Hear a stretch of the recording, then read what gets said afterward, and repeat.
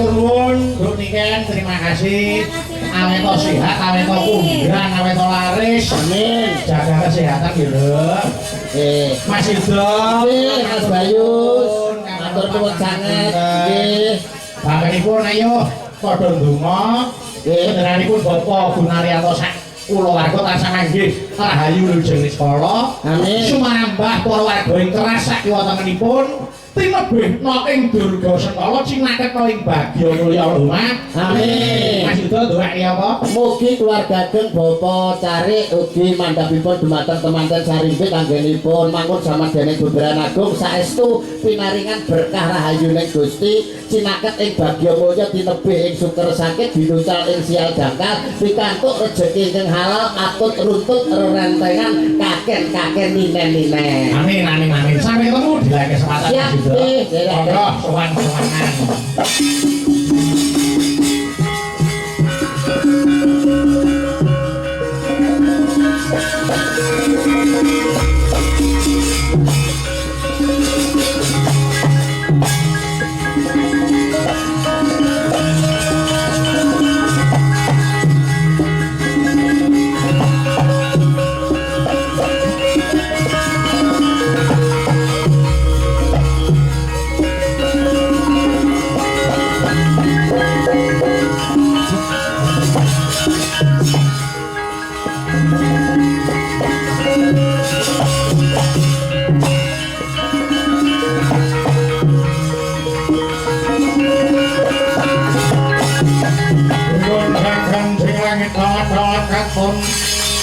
Lebih banging sang lawen handuk Tamarang kabuk termoyak marayik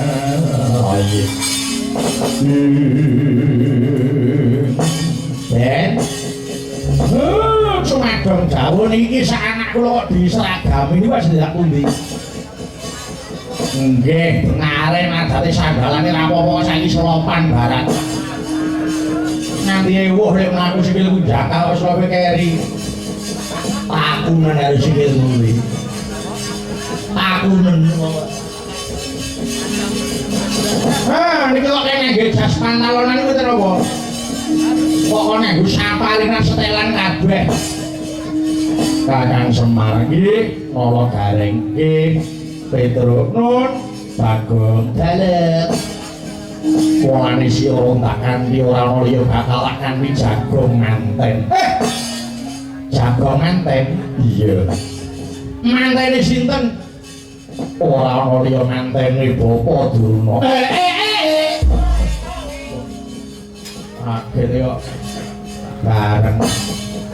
Durna dadi manten. Iya. Wis mandi lemah wae dadi manten Durna. Entrah-entrah. Lak ajeng pikantuk sinten? Ora ana liya wong Jaba Putri Kumbina. Kyai Rukmini Amarjane Paman Bismaka. Durna rupane gaprek ringkilan wong tuwa kok sapenake dhewe. Ing atase wong tuwa kok malah ngayunke bocah. Ya sebel to mang jenenge jujuke ora ana kaya ngopo. Iki bakale Jagong Manten kaya ngapa Durna nganggo bahasa ya. Iki dene Mas ya apa ya? Durna nggone kuwade sing wedok winis-winis sing wis pating telepuk. Raine wis wirang kaya apa. Dan Durna arep rapi ta. Wis Durna iki dialapi apane? Ayo Kakang Semar Setya Bekti Walan Bapak Durna kepengin banget aku nyekseni nggone Bapak Durna bakal pola-pola nggih. Wah, kula derek iki.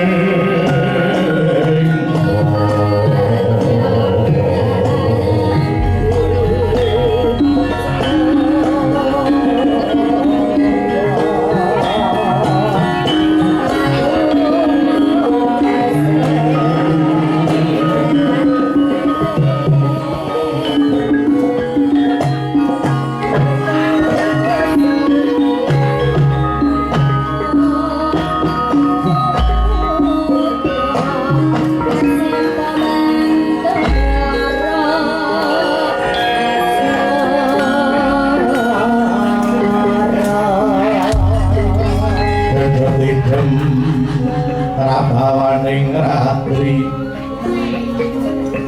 sosok terus menjelekawur nyan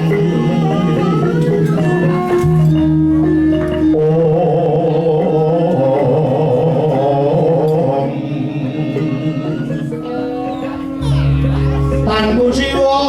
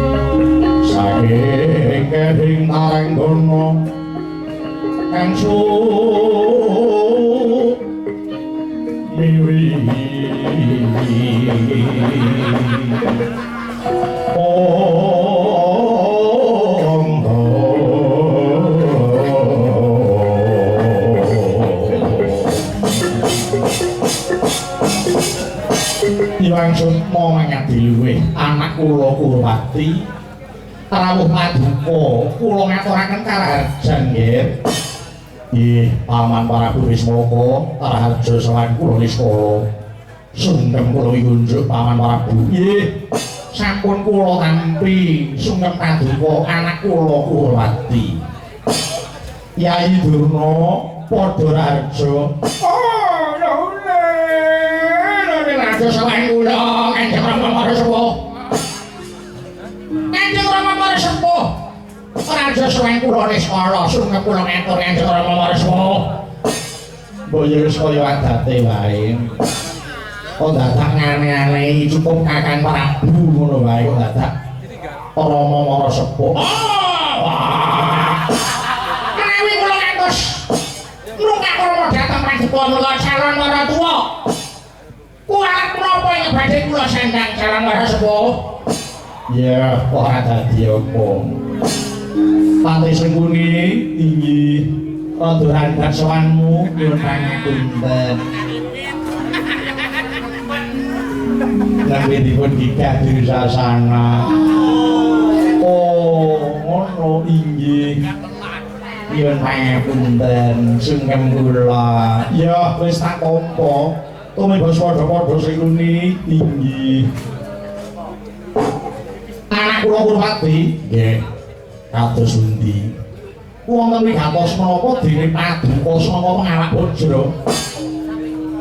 Paman Prabu sawan kula menika boten wonten sanes namung kejawi angombiyoni Bapa Durna. Mituruti menawi dados panyuwunipun Yai Rukmini lumantar Nawara. Oh, ngeten. Nggih. Wah. Sewu bejo kemayangan dene anak kula Rukmini wonten ing badhe ngayunaken. Ing badhe ngayunaken menika Yai Durna Pendhita ingkang linangkung. Tegesipun menawi anak kula Rukmini saged ginarwa dhateng Yai Sukalima menika saya wimbuh wibawa adeking negari Kumbina menika. Mila Kanjeng Rama Marsepuh sawan kula menika kula badhe amangsuli pendanganipun Genduk Rukmini lumantar Nawara ingkang sampun kula tampi. Iya, panjenengan iki sing tak arep-arep. Kula ugi penganten, kula menika sampun kraos Nyai Rukmini kula sing arep-arep dhateng kula. Awit menapa kula menika pendhita sabuk dalem. Nyai Rukmini menika dados bojo kula ora bakal tiba parang. Tumuli tiba kasur babur sing empuk. Rukmini boten badhe kula nyambut gawe. Namung ajeng kula kukusi marang ketangiren tenggen kamar mawon. Nek kula kangen, kula buka selimute wingi sedela. Mengke nek kula tutup malih. Pun boten ajeng kula kene napa-napa. Saben dina kula kene dandan. Kula menawi Rukmini dados bojo kula kene ngidil tumbas tinggi dandan itu takon nyarepi. Minyak wangi kula kan kula tak ganti kula nawar ya melati enten mriko iki dados keremenan kula iya pancen dalu wis diarep-arep karo putraku Rukmini lamun apa sira Yayi Durna bisa mangsuli pitakone Rukmini lumantar Nawala ing kono bakal tinampa panglamarku oh iya mawon kemarin kula badhe manjing wonten ing tangan Kanjeng Rama iya ana tak wengake lamune dalu binuka kanthi cetha lawaning taman Kumbina Wangsulana Yayi oh iki kemarin wis aku Mantu kene anakku nggih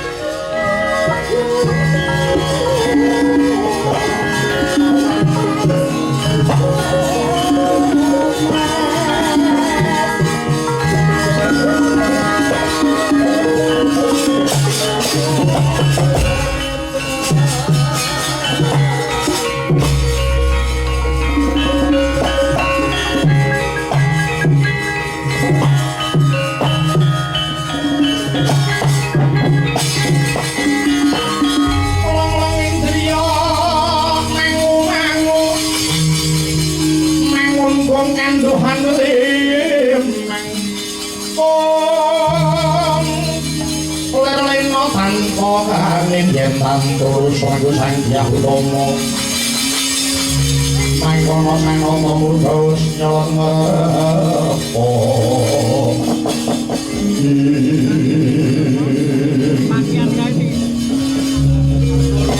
Opo remban Kusik aja nih lo bapak kurang ngendang-ngendangi rasaku Rukmini lajeng kula kedah kados pundi matura Kakang Mas Penemban oh inggih Kakang Mas Penemban sarawuh paduka kula ngaturaken sembah sungkem nyuwun ya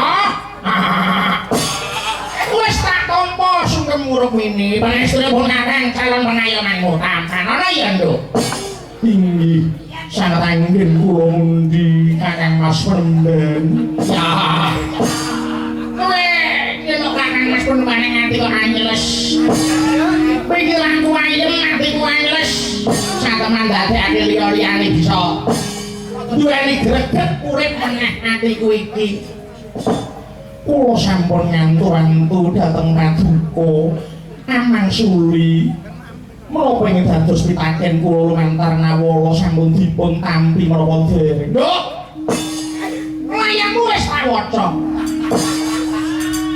wis tak waca apa sing dadi ngarepe ngantimu ternyuh ati iki maca tulisanmu cayu enten ana tengahku upama tanganku dadi suwiwi mesti uga pun kakang enggal bali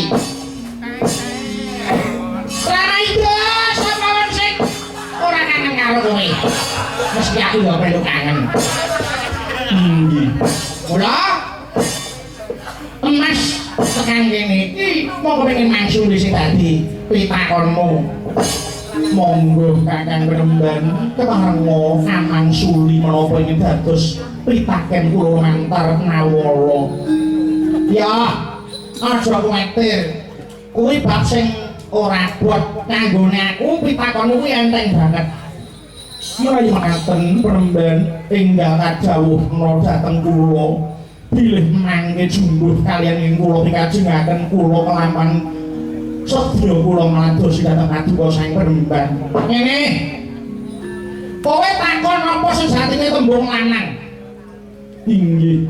Kowe takon sejatine tembung lanang kuwi ya aku iki. Durna kuwi wis cilik, aku wis lahir asli, aku iki lanang tenan. Nyandangku ya lanang, aku lanang kok. Kok ora percaya nek aku iki lanang? Engko iso dicoba. Bukteke. Wondene wadon kang sejati, ya kowe kuwi Rukmini. Aku wis percaya lahir batin menawa kowe kuwi wadon kang sejati mergo wiwit lahir. Kowe banjur tak lamar iki mergo kowe wong wadon. Ya ta, Nduk? Sing mengaku kuwi to, Nduk. Sanes Plemban menika kelintu. Sanes sing kula pikajengaken. Oh, iki mau kan kleru. Nek sing iki mesti bener, tembung lanang karo wadon. Kuwi dunung ana manuk kae. Peksi kantos pundi? Manuk kae nek lanang kupinge buntet mergo ketutupan dening mulu. Nah ini yang manuk wadon, kuwi kupinge bolong-lompong sebab ora ketutupan dening mulu. Ya ta gak? Menika inggih sanes Plemban. Lho, dudu nulinggih kelentu. Lah, banjur sing kok karepe kepiye? Nuwun sewu Remban, tembung lanang menika mengku suraos lelantaraning wewenang. Dene wadon menika wadu menika kawula. Mengku suraos sampun dados kewajibaning ingkang asta wewenang kedah ngayomi dhateng kawulanipun. Ugi sampun dados kewajibaning kawula kedah bekti dhateng ingkang asta wewenang. Lajeng sinebat priya tuwin wanita mengku suraos priya menika mamargi dhateng Karahayon dene wanita menika wani dipun tata ingkang tumuju dhateng kautamaning wanita. Menawi sang priya menika saged mamargi dhateng Karahayon, mongko wanita kula saged dipun tata tumuli saged maujud bebrayan ingkang mulya lair batos. Lajeng sinebat jaler kaliyan estri. Mengku suraos jaler menika dados jalaran tuwing wiji. Wondene estri menika adeg-adeg. Ing mriki mangku kajeng bilih tiyang jaler menika menawi kaiden kaliyan pangeran dados lelantaran tuwing wiji penyambunging sejarah. Wondene wadon menika minangka saka tumraping bebrayan. Mila kedah sentosa lair batosipun dalah waspada ing sambung kawisipun. Menawi sampun saged netepi darmaning lanang priya dalah jaler nembe saged dipun wastani kakung inggih menika karep ingkang linangkung. Sumangun ugi menawi saged nindakaken darmaning wadon wanita dalah estri nembe saged sinebut putri inggih menika putus tri perkawis kewajibaning wadon wanita tuwin estri kala wau. Penemban getun menapa ingkang kula sandang pangajeng-ajeng kula paduka menika saged mangsuli wendangon kula. Namung sareng paduka mboten saged amangsuli tegesipun badhe gagal ligar pikajeng kula. Sumpahing batos kula sinten ingkang saged amangsuli menika ing kula sulitani. Gandeng paduka mboten saged amangsuli kepeksa kula mboten nampi panglamar paduka. Oh,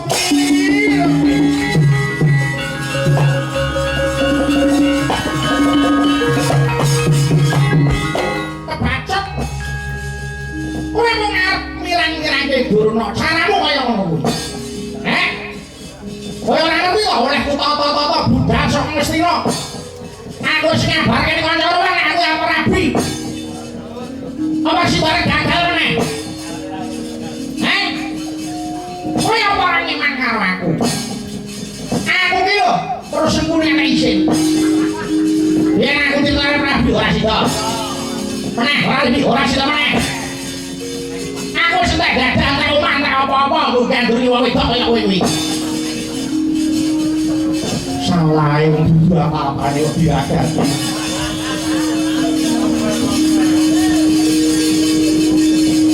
Kan golek ae. Bareng tenten kok bingung dhewe. Aku wis gawe ulem. Ora ngarep ulem wis bareng ora sida. Aku isin aku. Namung menawi paduka mboten saged amangsuli pitaken kula. Tegesipun paduka mboten saged mupu sayembara. Tepaksa kula mboten saged nampi. Kowe gelem dadi bojoku apa ora? Kula mboten. Oh, tak rubah paksa, Pak. Ayo.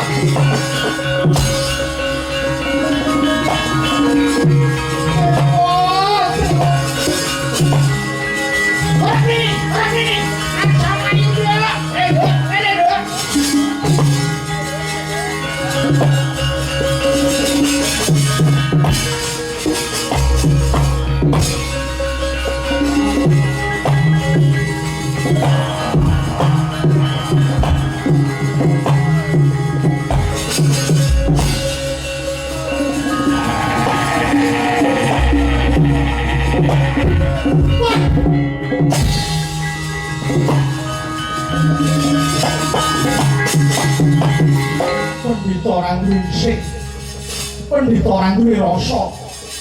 Ing ngatasé wis ditulak pengamari lah kok iso sing ngoyak. Arep uruda peksa karo aku. Dewa, dewa aku tulung ana dewa. Tuyun dagang sing langit halak-halak kanton. Rintanging sang mawet tandur.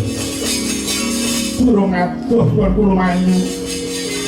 Iki ana buta nyegat marang lakuku urip kok kaya ngene kahanane. Mlayu rono ketemu Durna mlayu rene ketemu buta. Nganti bingung rasaku iki. Iya wis yen pancen aku arep tok pangan nyopanganen wae buta. Timbang aku kepeksa ngladeni Begawan Durna nyah aku panganen wae. Nyok aku panganen nyok. Tose ta tose. Mangan iki ya mangan, nek ora yo nganggo toho-toho. Pathok lagi wis nawak-nawake kon mangan. Aku ya apa wujud buta nek aku ya duwe tatanan lho. Mangan iki ora mung waton mangan, usah riwuru kok dipangan. Bare madang bare. Apane kok sing sah iki? Ini aku panganan itu aku melayu rono. Dirudo peksa Begawan Durna aku katen ana panganan wae. Sing arep atene iki sapa? Ora mili. Wis ngerti karo aku ya wis kok. Wong iki ayu niku undane cepet.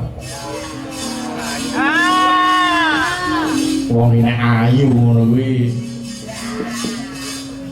Nang rombongan iki gelis ae. Lagi berlungkuh ngali direwangi kepelaan gambar bareng ngono lagi wong ayu kowe iki sapa? Aku Brahala. Jenengmu sapa? Gak duwe jeneng, nyeluk aku ya Brahala ngono wae. Iya, kowe tekan kene arep ngopo? Aku arep goleki sing jenenge Rukmini, wong ayu kaya kowe kuwi. Lah rak tenan to. Kowe goleki aku tan wurung aku arep tok pangan. Ora aku arep ngayomi karo kowe. Apa bener yen kowe rabi karo Begawan Durna? Mau-mau ning mengkono nang aku duwe penjaluk namung Begawan Durna bisa ngangsuli pitakonku. Kelakon Palakrama karo aku, gane Begawan Durna ora bisa mangsuli pitakonku, mulai aku banjur ora gelem nampa. Nanging Begawan Durna kuwi meksa karo aku. Aku mlayu malah ketemu kowe. Upama kowe ana sing nyelametke kepiye? Malah tiwas kebeneran.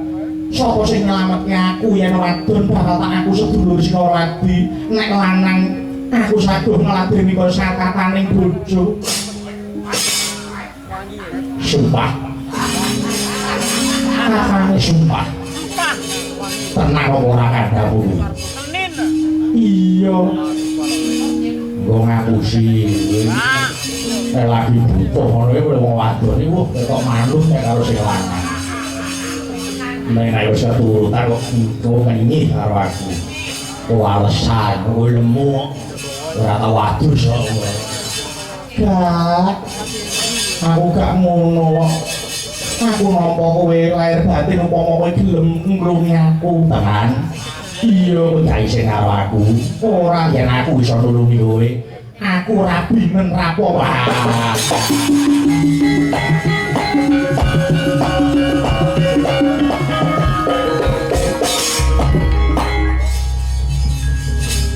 Piye to malah joget saka senenge atiku. kene tak tulungi kabeh kowe ora dilundha paksa Begawan Durna.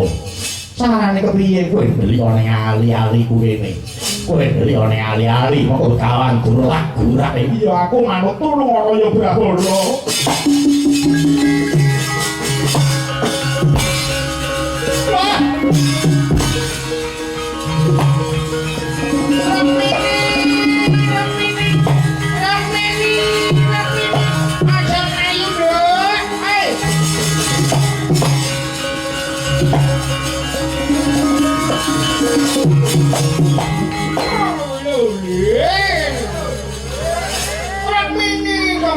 Melayu ora jan dadak delikan ngono kuwi. Kok malah kesel ra iso apa-apa. Pemanasan ora kudu delikan. Rebukan ngono wae iso digo. Nggawe greget. Kok dadak nggo pelayan ki ngapa rek mini? Aja ndelek ngono gah aku. Iki saya wong aku ora wedi nek ndelek ngono. Nyetokno rek mini koyo ana ngendi? Ayo, ladeno